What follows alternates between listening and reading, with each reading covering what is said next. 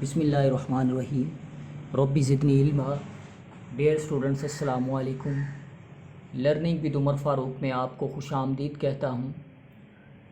आज के इस वीडियो लेक्चर में हम एक्सरसाइज 3.3 को सॉल्व करेंगे। इससे पहले वीडियो लेक्चर में हमने एक्सरसाइज 3.2 को देखा था और कुछ बेसिक इंटीग्रेशन के जो फार्मूलाज़ हैं उनको देखा था कि इंटीग्रेशन के फार्मूलाज़ की मदद से हम किस तरह से इंटीग्रेशन को सॉल्व करते हैं।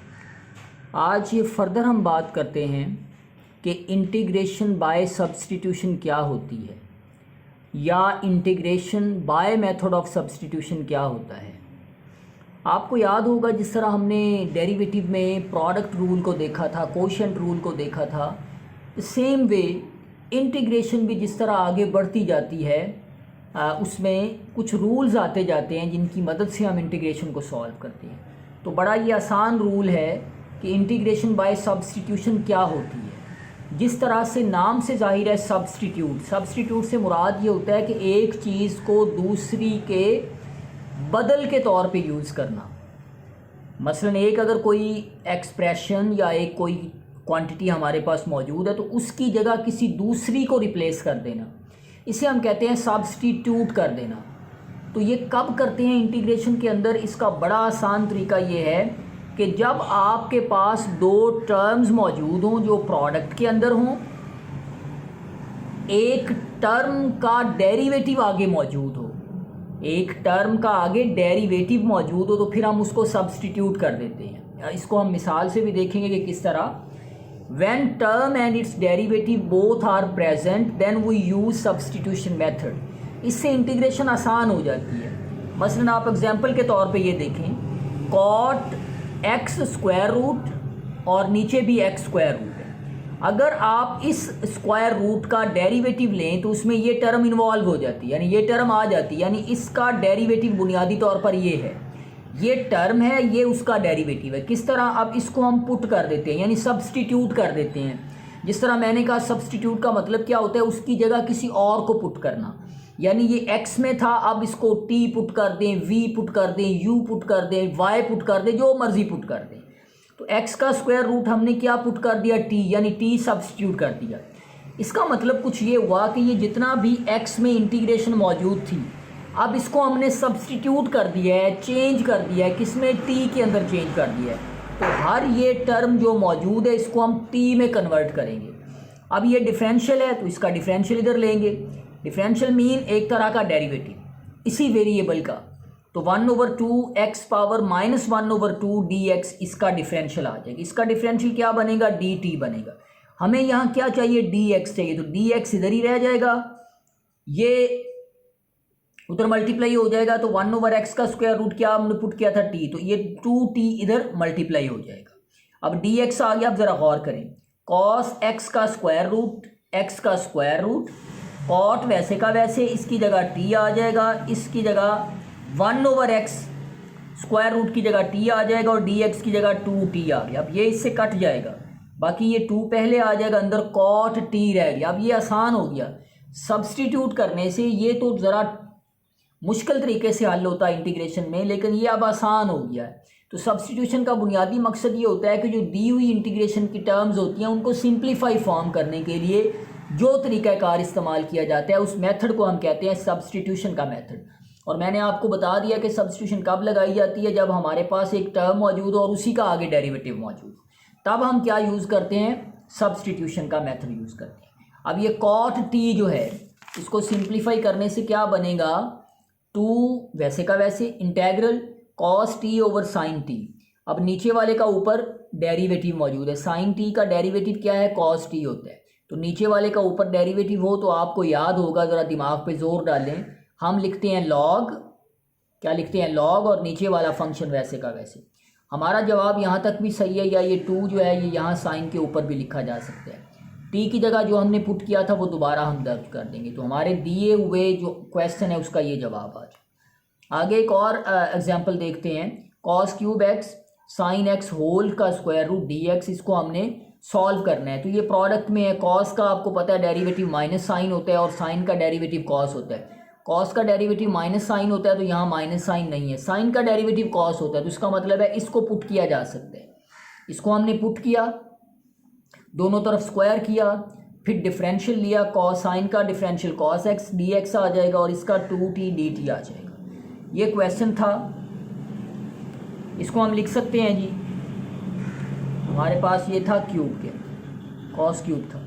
कॉस क्यूब को हम लिखेंगे cos square x sine x square root cos x and d x. इसको हम लिख सकते हैं 1 माइनस साइन स्क्वायर एक्स, ये वैसे का वैसे, ये कॉस भी वैसे का वैसे, डी एक्स भी वैसे का वैसे। 1 minus sine square, sine x हमारे पास टी स्क्वायर है, तो चूंकि साइन स्क्वायर एक्स है तो ये टी पावर 4 हो जाएगा, इसकी जगह टी आ जाएगा, इस सारे की जगह 2t dx dt आ जाएगा हमारे पास, क्योंकि ये हमारे पास 2t dt है। अब इस 2 को तो पहले लिख लेंगे, इन दोनों को मल्टीप्लाई करेंगे तो T square minus T power 6 into D t. अब इसकी इंटीग्रेशन करेंगे, टी स्क्वायर की इंटीग्रेशन क्या आएगी, क्योंकि उसका आगे डेरिवेटिव मौजूद है, पावर में एक ऐड कर देंगे नीचे लिख देंगे, पावर में एक ऐड कर देंगे नीचे लिख देंगे। अब टी को हमने जो फाइनल पुट किया हुआ था, टी को हमने क्या पुट किया था, साइन एक्स का स्क्वायर रूट, तो टी की जगह इसको दोबारा दर्ज कर देंगे। टी की जगह अब क्या दर्ज कर देंगे हम दोबारा, sine x square root power 3 आ जाएगी, ओवर 3 आ जाएगा, minus sine x square root power 7 over 7 plus सी आ जाएगा। तो ये हमारे पास क्या बन जाएगा, दिए हुए क्वेश्चन का सोल्यूशन आ जाएगा। अब कुछ बेसिक फार्मूलाज हैं सब्स्टिट्यूशन के जो हमें याद रखने होंगे। कॉसिकेंट एक्स डी एक्स की इंटीग्रेशन क्या होती है, log into cosecant x minus cot x, ये आपने याद रखना है। इसकी इंटीग्रेशन ये होती है। सीकेंट की इंटीग्रेशन होती है log of secant x plus tangent x plus C, ये बुक में इसको मिसाल को सॉल्व भी किया हुआ है। अब अगर हमारे पास ये आ जाए इंटीग्रेशन के अंदर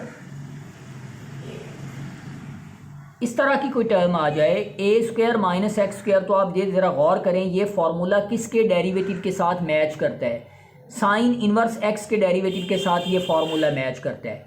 लिहाजा हम पुट करेंगे, हम सब्स्टिट्यूट करेंगे, क्या सब्स्टिट्यूट करेंगे, ये स्क्वायर के अंदर जो रकम है, स्क्वायर के अंदर एक्स है तो हम लिखेंगे एक्स इक्वल, स्क्वायर के अंदर जो भी टर्म है वो ए है, जो भी यहाँ लिखा हुआ है वो लिखेंगे sine theta, x square minus a square, ये सीकेंट इनवर्स के डेरिवेटिव के फॉर्मूले के तकरीबन बराबर बन रहा है।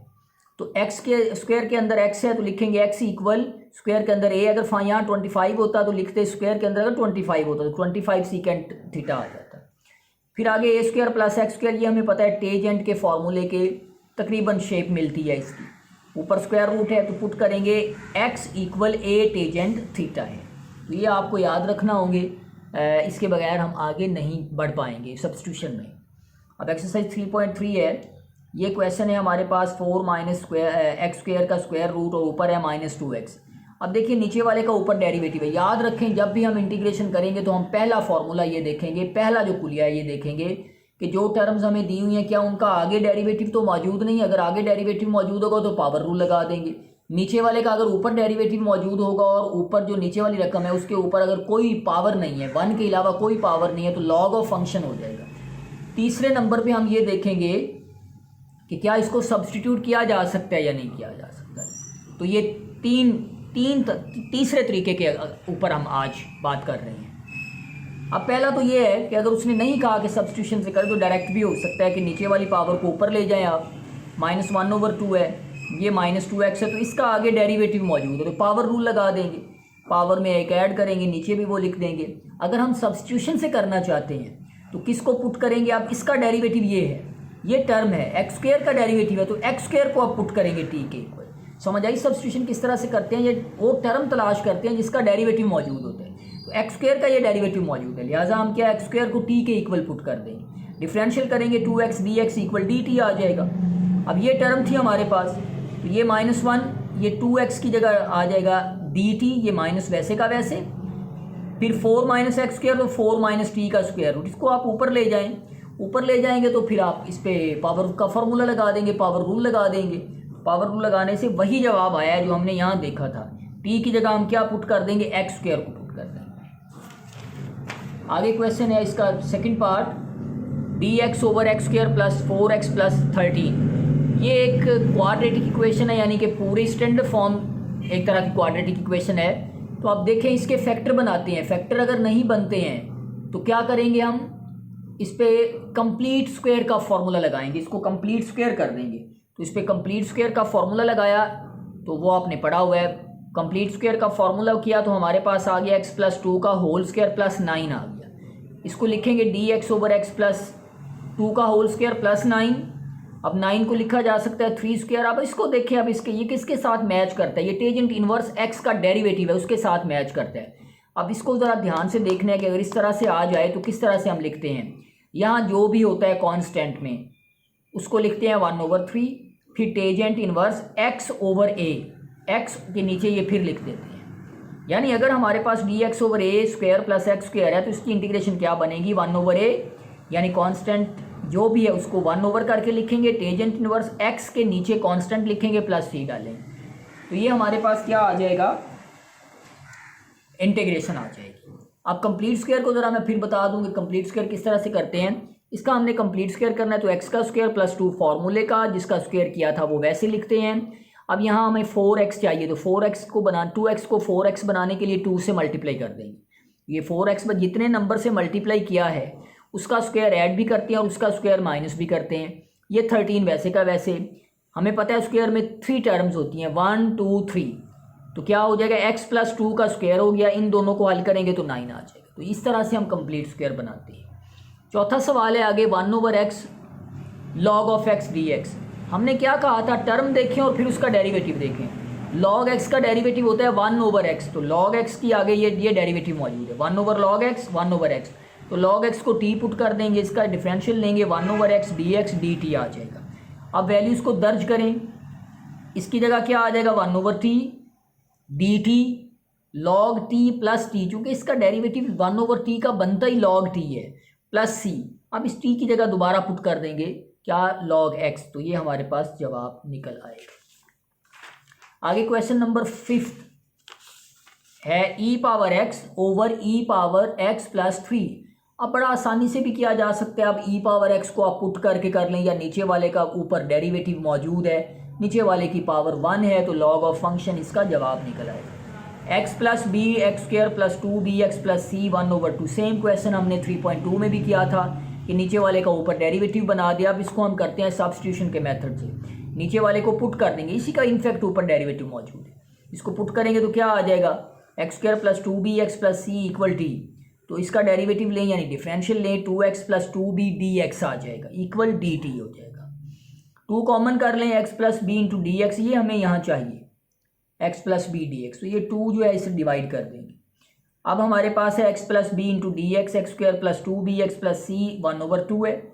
इस सारे ऊपर वाले हिस्से की जगह क्या आ जाएगा 1/2 dt आ जाएगा, नीचे वाले की जगह t पावर 1/2 आ जाएगा। तो इस पावर को ऊपर ले जाएंगे क्या बन जाएगा 1/2 t पावर -1/2, तो पावर के अंदर वाले का आगे डेरिवेटिव मौजूद है यानी 1 मौजूद है, पावर में एक ऐड करेंगे वही नीचे लिख देंगे।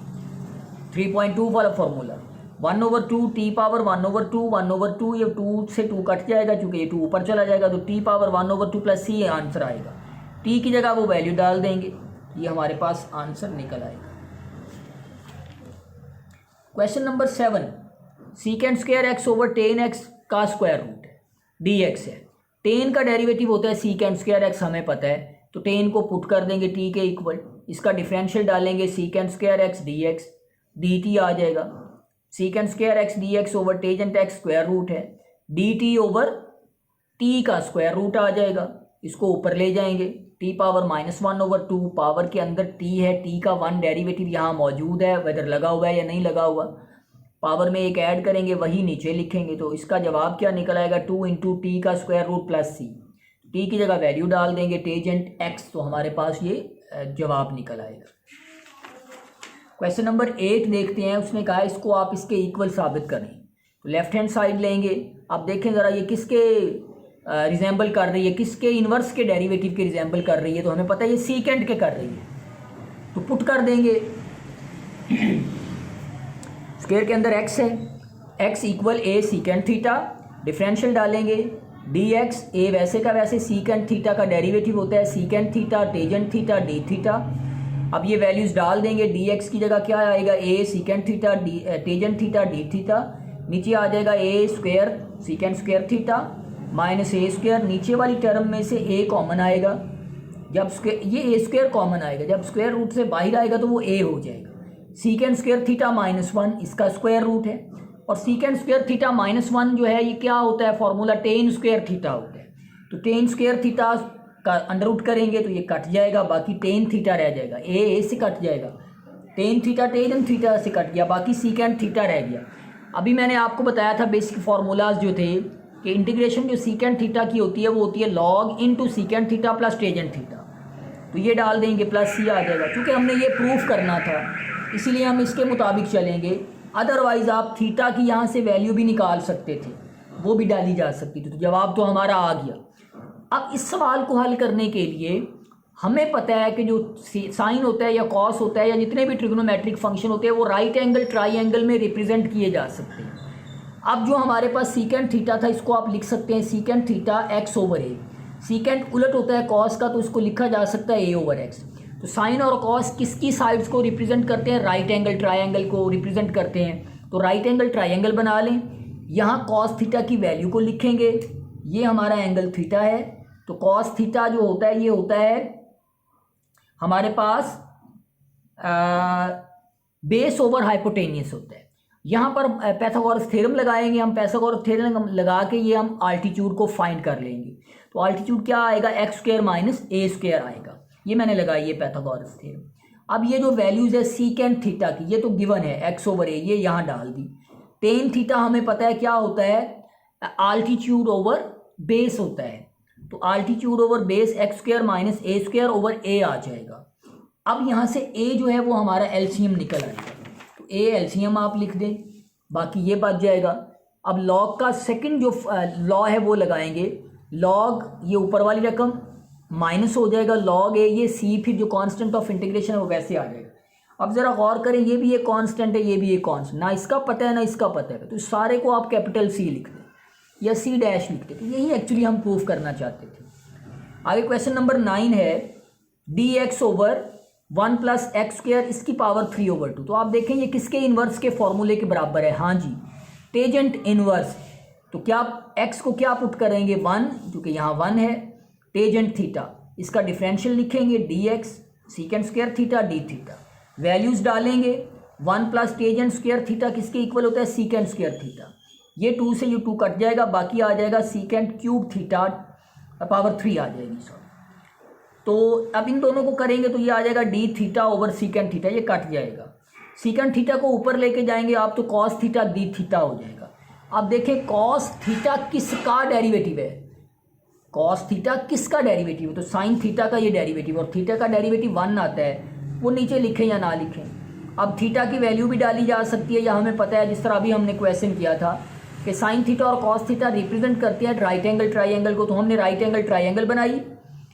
टेजेंट थीटा जो हमने पुट किया था ये होता है ऑल्टीट्यूड ओवर बेस, तो ऑल्टीट्यूड ओवर बेस लिखा, पैथागोरस थ्योरम लगा के ये साइड फाइंड हुई। अब ये जब तीनों साइड्स आ गई तो अब साइन कॉस की जिसकी मर्जी वैल्यू निकाल लेंगे।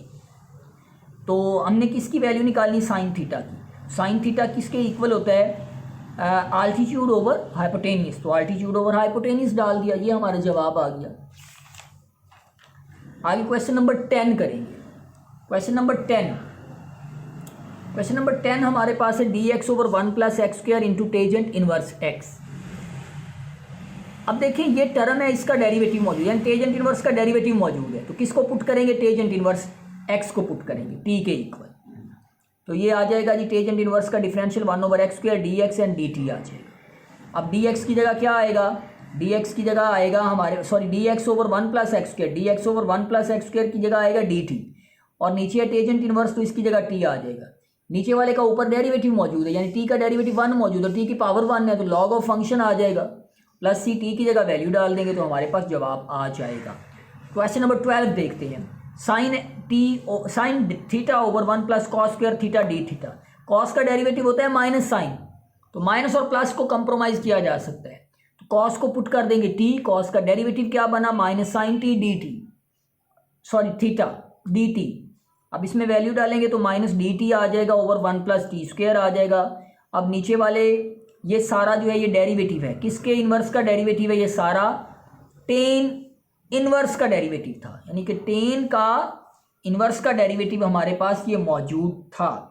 तो अब इसका जवाब क्या निकल आएगा, टेजेंट इनवर्स टी प्लस सी आ जाएगा।